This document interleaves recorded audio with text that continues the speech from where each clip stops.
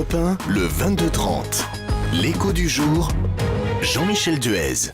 Bonsoir William Queberlé. Bonsoir. Vous êtes le directeur général France du parfumeur Marionneau et vous avez lancé il y a quelques jours une rénovation complète de votre magasin des Champs-Élysées à Paris. Rénovation qui entre évidemment dans un plan de rénovation globale de vos 545 magasins à travers la France.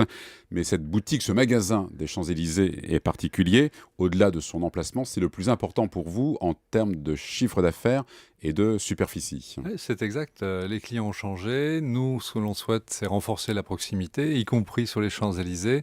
Et c'est pour ça qu'on revoit tout le dispositif, tant en magasin que sur le web. Et les Champs-Élysées, on a réalisé déjà 200 magasins en termes de rénovation. C'était le bon moment pour nous, maintenant, de pouvoir rénover ce magasin. Qui est un symbole, les Champs-Élysées. Et pour nous, il est important que ce magasin, d'une part, reprenne tout ce qu'on a fait en termes de modernisation sur l'ensemble des autres, mais également soit un tremplin vers l'international, compte tenu que dans ce magasin, 50% de nos clients sont des touristes. Alors, qu'est-ce que vous allez changer concrètement dans ce Alors, dans ce ce qu'on va magasin changer, déjà techniquement, si vous voulez, on a fait appel à des designers et à des architectes, par exemple la Maison Rêve, qui avait travaillé également chez Vuitton. Ce qu'on leur a demandé, c'est de clarifier ce magasin. Et donc, quand on va rentrer, on va comprendre tout de suite le magasin. On va mettre, ça va être le royaume du parfum en bas, et nous allons créer une mezzanine, ce qui nous permet sur les 500 mètres carrés que nous avons aujourd'hui de gagner 100 mètres carrés. On va passer à 600 mètres carrés, et puis nous allons avoir clairement le soin qui demande un peu plus de calme sur le fond du magasin. Alors, vous élargissez, j'imagine, la gamme aussi. Il y aura plus de produits que dans l'ancien magasin. Il y aura plus de produits, que ce soit des produits d'entrée avec nos gammes de marque propre, par exemple. Là, on est en train de lancer des produits en termes de maquillage ou en termes de soins nature, mais également des lignes qui seront des lignes exclusives que nous allons chercher chez les plus représentatifs du marché, les plus exclusifs également. Mais au-delà des produits, c'est surtout les services également. Ouais. Je vous rappelle, je vous ai dit, on travaille sur la proximité et il est important que ça ne soit pas sur 600 mètres quelque chose qui ne soit pas personnalisé. Donc ce qu'on souhaite, c'est par exemple au niveau du soin, la cliente qui vient de Chine, par exemple, va pouvoir avoir un diagnostic de peau. Et pour nous, c'est vraiment important que cette relation entre le client et Marionneau puisse exister de la même façon au niveau des parfums, de la même façon au niveau du maquillage. C'est un peu ce qu'on attend maintenant de toute façon de la grande distribution, des services, effectivement des ventes des produits, mais aussi un service, une valeur ajoutée.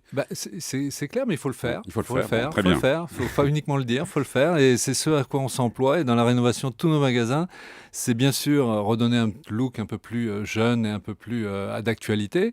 Mais au-delà de ça, ça ne suffit pas. C'est le hard, on va dire. Derrière, c'est vraiment la relation de proximité avec l'ensemble de nos conseillères de beauté qui, au quotidien, renseignent, écoutent et communiquent avec l'ensemble de nos clients. Alors, dans ce magasin des Champs-Élysées, il y a 50% de Parisiens. Le reste, ce sont des Oui. touristes. Les touristes dépensent plus que l'autre partie de la clientèle. Ouais. Alors, c'est comme... Sur le coup, oui. Ils viennent qu'une fois. Ouais. Par contre, il ne faut pas oublier les Parisiens qui vont venir. Ils sont fidèles. Ils Voilà. sont fidèles. On essaye, par exemple, quand on a une bonne cliente qui utilise les produits de soins, c'est une cliente qui va venir une dizaine de fois dans l'année. Donc, quand on fait le total, si vous voulez, il faut s'occuper aussi bien des clients parisiens que des touristes. Je dirais que l'objectif d'un magasin comme celui-là, c'est vraiment d'accueillir les deux. Ce n'est pas un magasin pour les touristes, ce n'est pas un magasin pour les Parisiens, c'est un magasin pour les clients, quels qu'ils soient. Alors, ce magasin a ouvert en 2000. Il est rentable depuis 2 ans. Depuis 2 ans, on l'a ramené effectivement à la rentabilité. Pourquoi ce délai d'une dizaine d'années pour arriver à la rentabilité de ce type de magasin? Écoutez, si je vais me permettre, moi je suis revenu en France pour m'occuper de la rénovation en 2011. Ouais. Et donc, c'est bien, ça coïncide avec la rentabilité. Bon. Voilà, donc on a mis un certain nombre d'actions à la fois dans les frais et puis en termes de relance de clientèle. Donc aujourd'hui, effectivement, on a prouvé que c'était un magasin qui pouvait ne pas perdre d'argent. Donc ça, c'est Alors fait. pourquoi Et il ce en qui perdait? permet... Comment vous avez analysé, j'imagine, ce qui s'est passé pendant une dizaine d'années? À partir du moment où vous avez trop de produits et que derrière, vous ne regardez pas justement quelles sont les cibles de vos clientèles et qu'au niveau des effectifs, vous avez un effectif qui ne correspond pas et que vous n'étudiez pas forcément les tranches horaires et quand est-ce que les clients viennent, à un moment donné, si vous voulez, ça va sur votre compte d'exploitation. Donc on a rationalisé. Mais il faut savoir à qui on s'adresse, en fait. Mais c'est pas suffisant. C'est-à-dire que maintenant, au-delà de la rationalisation, il faut apporter quelque chose qui puisse attirer de nouveaux clients. Et c'est pour ça qu'aujourd'hui, on souhaite pouvoir moderniser ce magasin. Et comme vous le dites, au niveau des équipes, par exemple, l'enjeu pour nous, c'est carrément de doubler les équipes pour le mois de novembre et décembre, là, pour Noël, mais pas uniquement en quantité, aussi en qualité. C'est des gens qui vont devoir parler plusieurs langues. Et puis en termes de connaissances, on parlait de services.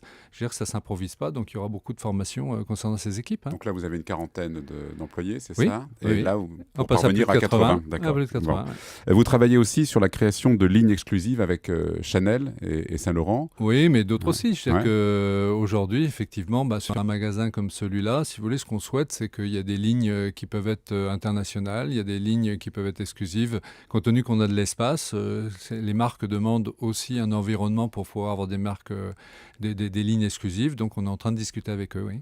Alors, on parlait tout à l'heure, effectivement, des produits que vous développez sous votre propre marque, mais vous vous êtes fixé une limite, en fait. Là, actuellement, c'est 10% du chiffre d'affaires. Vous voulez le doubler, mais pas aller au-delà. Pourquoi? Ce qu'on souhaite, si vous voulez, notre métier, on est parfumeur, on a des grandes marques. Par contre, il faut qu'on ait une complémentarité de gamme parce que les grandes marques ne vont pas sur certains besoins. Donc là, ce qu'on essaye, c'est avec nos marques de pouvoir apporter des prix d'entrée avec de bons rapports qualité-prix, de la bonne qualité pour pouvoir séduire des clientèles nouvelles, plus jeunes, mais également sur certains démaquillants, par exemple, à un moment donné, le démaquillant, une femme qui peut acheter telle ou telle marque de sélectif préfère ne pas forcément mettre autant d'argent et l'acheter avec une marque de bon rapport qualité-prix. Alors voilà. On parlait donc de vos 545 magasins, ils sont de toute taille puisqu'il y a des boutiques qui font 30 à 40 mètres carrés. Oui. Là, par exemple, rue des Ternes, on en a un à 30 mètres carrés, on en a un rue de Lévis aussi à 30 mètres carrés, et puis on a des magasins de plus de 500 mètres carrés. Oui, ces petites boutiques sont rentables. Elles sont rentables, oui. Elles ont une clientèle fidèle. C'est une clientèle où les gens vraiment se connaissent. C'est vraiment des magasins qui aujourd'hui incarnent bien la valeur de proximité que l'on souhaite au niveau de l'enseigne. Ouais. Alors c'est une adresse prestigieuse des Champs-Élysées, on le disait, mais vous n'êtes pas propriétaire de vos murs. En fait. Non, ça c'est une politique. C'est une politique. Je dirais qu'aujourd'hui, si vous voulez, sur l'ensemble du parc des 540 magasins, nous ne sommes pas propriétaires. Nous louons l'ensemble de ces magasins, oui. Le chiffre d'affaires de Marionneau en France est d'environ 722 millions d'euros. On vous compare évidemment avec Sephora qui réalise un peu plus d'1 milliard de chiffre d'affaires. Est-ce que votre objectif, c'est de les rattraper? Écoutez, moi, dans un premier temps, ce qui est important, c'est de moderniser l'ensemble du parc. Nous savons aujourd'hui que nous ne sommes pas partout en France. Et le temps viendra aussi pour nous d'aller rechercher des nouveaux magasins. Et à partir de ce moment-là, on reparlera de cette question. Une fois la rénovation une chose après l'autre. Oui, bon, vous avez commencé à les chiffrer, j'imagine. Peut-être pas avec précision, mais alors c'est quoi l'objectif? 545 actuellement. L'idéal, ce serait combien de boutiques en France? Aujourd'hui, c'est pas tant le nombre de magasins. On restera dans ce nombre de magasins, mais il y a des magasins, et c'est tout le travail de modernisation que l'on fait, c'est qu'on a parfois des magasins qui sont un peu moins bien placés. Donc l'objectif, c'est de les relocaliser. Et c'est les mettre dans les endroits, parce que les zones de chalandise évoluent, et les mettre là où aujourd'hui les clients vont un peu plus. Alors donc, justement, quelles sont ces zones? Les bons endroits, les bons endroits sont souvent les centres. C'est la rue principale dans le centre-ville, mais derrière, vous avez certaines villes où la rue change parce qu'il y a tel ou tel magasin qui arrive et donc le flux de clientèle peut changer. Vous avez des centres commerciaux également qui évoluent, qui changent. Donc c'est à nous d'être attentifs et de faire en sorte que notre réseau y vive. Le marché de la parfumerie a baissé l'an dernier. Est-ce que vous avez subi effectivement ce contre-coup? Il faut être un peu plus prudent. Oui, il a baissé en volume de l'ordre de 3% et en termes de chiffre de 1%. Donc, quand je regarde certains collègues qui sont dans la distribution, il faut mesure garder. Mais c'est vrai qu'au-delà de ça, il faut quand même être attentif. Ça veut dire qu'il faut faire attention sur les prix. C'est-à-dire qu'il ne faut pas faire n'importe quoi, il faut apporter aux clients qui aujourd'hui en veulent pour leur argent, il faut leur apporter les produits qu'ils souhaitent, les promotions qu'ils souhaitent. Je dirais qu'il faut rester attentif et c'est pour ça que je reviens sur le discours des marques propres. C'est aussi important d'être présent dans des prix qui sont un peu plus accessibles. Mais l'un ne s'oppose pas à l'autre. C'est vraiment des choses complémentaires, mais il ne faut pas être uniquement premium et vouloir à tout prix vendre que des marques très très chères. Vous voulez vous développer également sur Internet. Ça, c'est important pour vous. C'est un vecteur de croissance. Alors c'est plus que ça. Ouais. C'est plus que ça. C'est plus que ça parce que pour moi, ça fait partie complètement du métier. C'est-à-dire qu'il y a 5 ans, si vous voulez, il y avait vraiment les clients qui étaient des internautes. Et puis il y avait ceux qui allaient en boutique. Aujourd'hui, moi, j'ai les 2/3, plus de 66% de mes clients qui commencent leur expérience avec Marionnaud sur leur mobile ou sur l'écran, alors pour vérifier les prix, pour comparer, pour discuter, pour les communiquer sur un blog, et qui après viennent en magasin et repartent.